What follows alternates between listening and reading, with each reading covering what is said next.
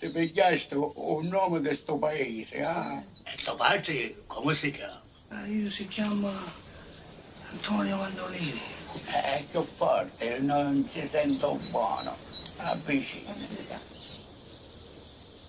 Mio padre si chiama Antonio Andolini e questo è Bazzi.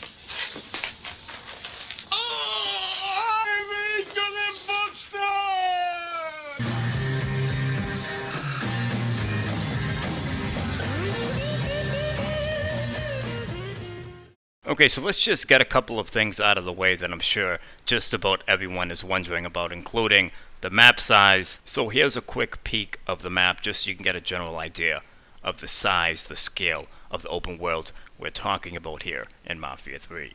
Let's move on to the PC settings. Very lackluster when it comes to the optimization and things you can actually tweak. There's just not much going on here, including the lack of ultra and very high settings. I'm not going to sit here and go over each and every setting, how I feel about it, and more importantly, what I feel is glaringly missing.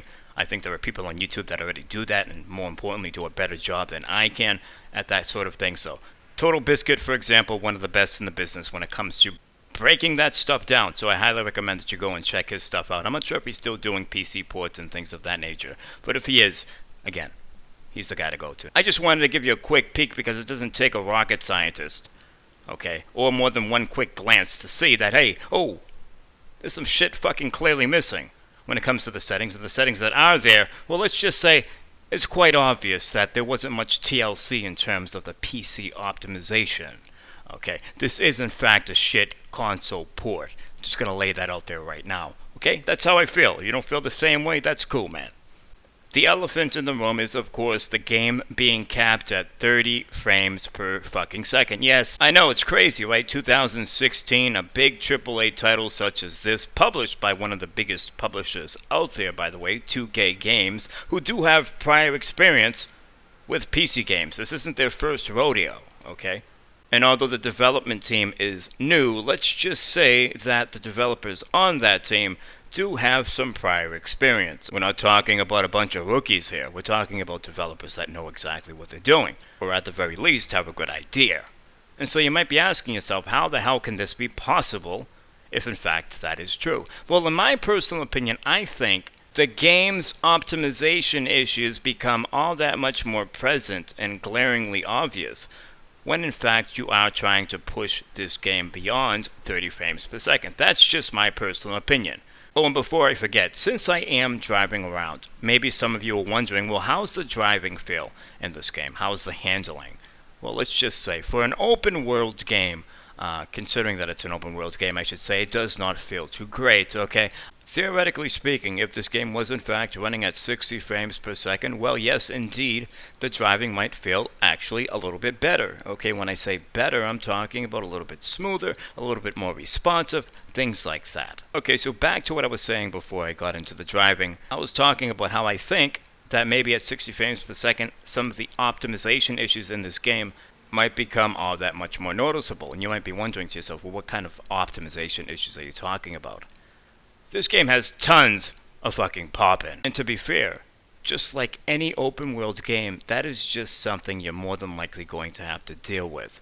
Okay, some developers have better techniques on how they actually hide it or try to disguise it or make it less noticeable. But let me tell you something. We're not just talking about the usual suspects, such as, okay, we're driving along, some trees are popping in the distance, things like that. No, sometimes you'll just be standing there and objects will just materialize, seemingly out of thin air. I mean, it doesn't stop there. We have lighting issues, we have audio issues, shadow issues. I mean, there's quite a few things going on in this game where I feel like, okay, this game is clearly rushed. Okay, of course, that's just my personal opinion. Now, I want to say that I'm playing this game currently at 1080p. And although I can't quite put my finger on it in terms of why the image quality does look like crap, it looks murky, it looks, pretty muddy.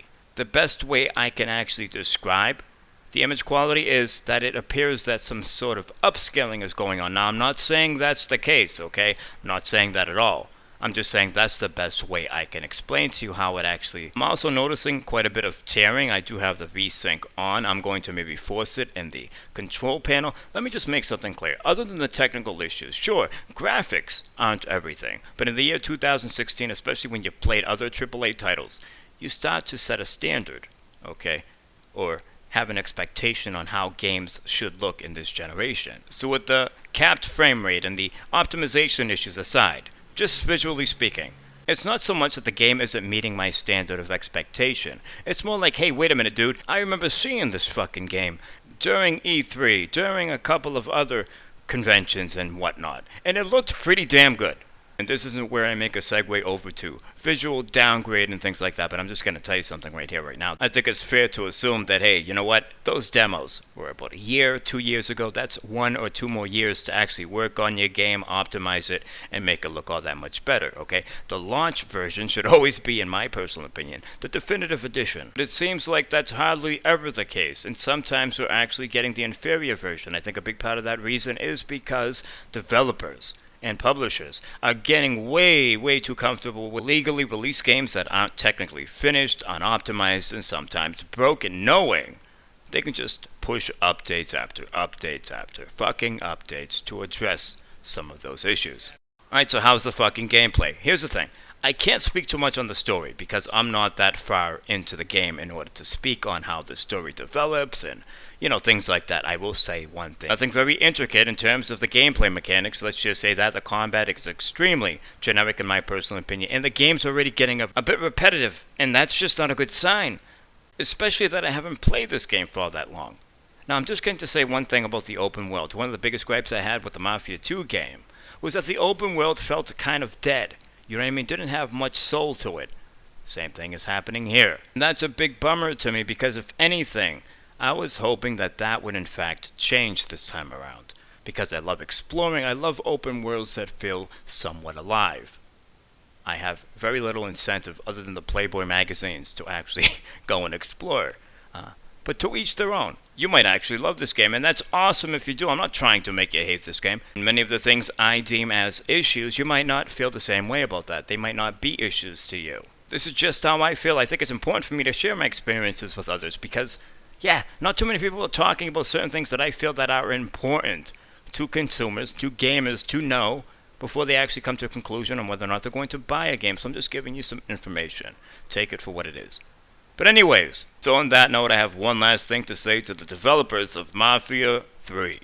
You had one job, and you blew it. You fucking blew it.